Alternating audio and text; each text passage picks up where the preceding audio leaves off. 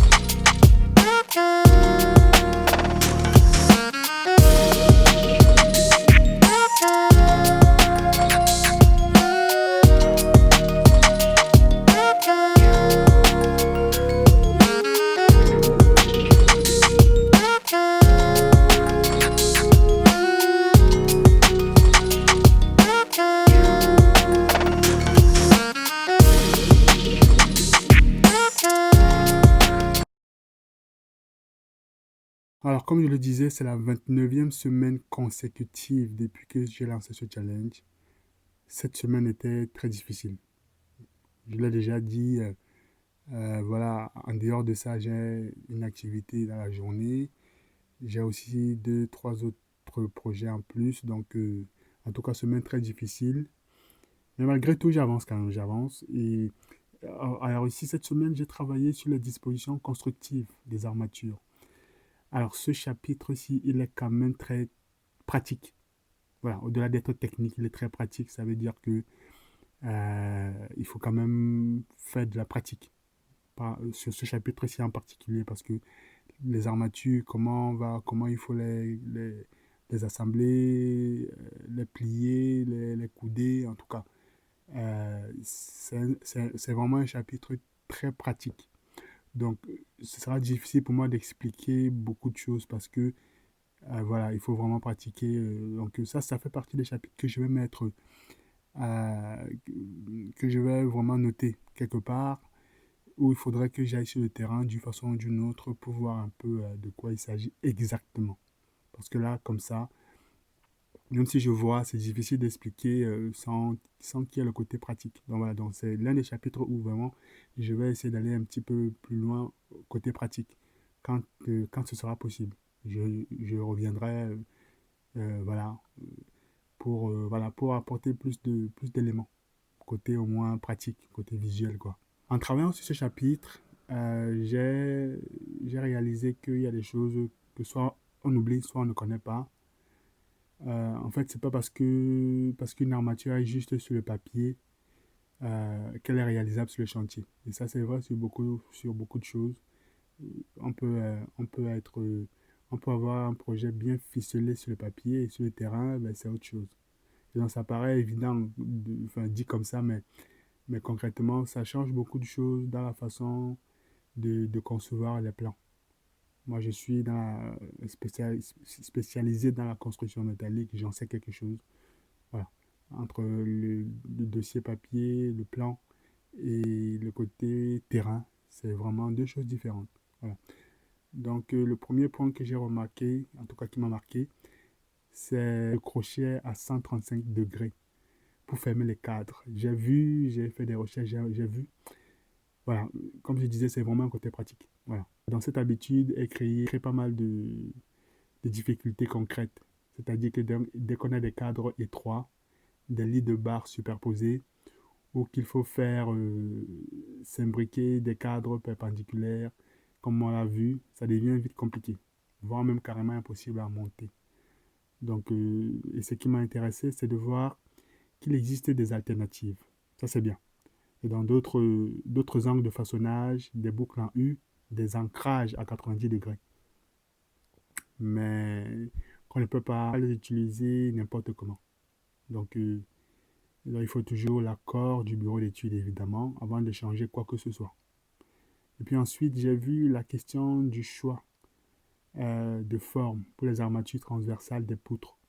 Et donc là aussi, on a tendance à reproduire toujours le même schéma classique. Cadre fermé, plus étrié, alors qu'il existe d'autres formes plus ouvertes qui facilitent clairement la pose des barres longitudinales selon le type de poutre. Voilà, et puis après, environ toute la deuxième partie du chapitre m'a fait comprendre un problème assez récurrent, celui des zones où deux éléments structurels se rencontrent. On a donc un angle de mur, une poutre sur un poteau, une poutre sur une autre poutre, ou une poutre posée sur deux poutres porteuses. En tout cas, dans chacun de ces cas, le vrai risque, c'est que les armatures des deux éléments rentrent en collision et que ça se règle au dernier moment sur le chantier, un peu comme ça, rapidement, avec le risque de ne pas respecter les enrobages prévus au calcul. Et donc, enfin, ça c'est en gros, hein, globalement. En fait, ce qui ressort pour moi ici, c'est un vrai fil conducteur dans tout le chapitre. Et c'est quoi? C'est anticiper, toujours anticiper. Anticiper les conflits géométriques dès la conception plutôt que de laisser l'entreprise de pose se débrouiller sur le terrain. Et il y a plusieurs solutions concrètes qui reviennent régulièrement par rapport à ça. On a les boucles en U, les attentes verticales, les clés de recouvrement ou encore ce qu'ils appellent les tirettes pour les poutres portées. Autant d'astuces qui peuvent, enfin en tout cas qui permettent de rendre le montage possible sans sacrifier ni la sécurité ni la conformité aux normes. Voilà un petit peu résumé comme ça parce que comme je le disais, c'est vraiment un chapitre pratique. Parler comme ça, bon, même si j'ai quand même fait des visuels, voir, mais voilà, il faut vraiment voir sur le terrain comment, au moment où ils le font. Il faut vraiment voir au moment où les employés de chantier le font et voir comment ils font exactement avec, voilà, en prenant des vidéos et tout ça.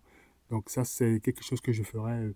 Je trouverai une possibilité d'aller assister à cette étape-là. Voilà. Donc pour l'instant, je peux que faire avec ce que j'ai. Voilà. Donc voilà un petit peu ce qu'il y avait à dire cette semaine. Voilà, je suis rentré dans le côté très technique des armatures et je me suis rendu compte, voilà, devant les faits accomplis, quasiment que voilà, c'était très très pratique ce chapitre. Voilà. Donc voilà un petit peu le petit résumé. Je pourrais pas faire mieux. Voilà, donc une fois de plus, hein, je parle au conditionnel, c'était un apprentissage autodidacte, voilà, avec les imperfections qui vont avec. Donc voilà, c'est déjà très courageux de ma part de le faire parce que c'est pas gagné, c'est pas donné. Voilà, donc, donc ceux qui sont spécialistes, n'hésitez pas si vous avez des conseils ou quoi que ce soit. Voilà, ça sera toujours utile. Voilà, donc une fois de plus, hein, merci de m'avoir écouté. Merci aux nouveaux, aux anciens. Voilà.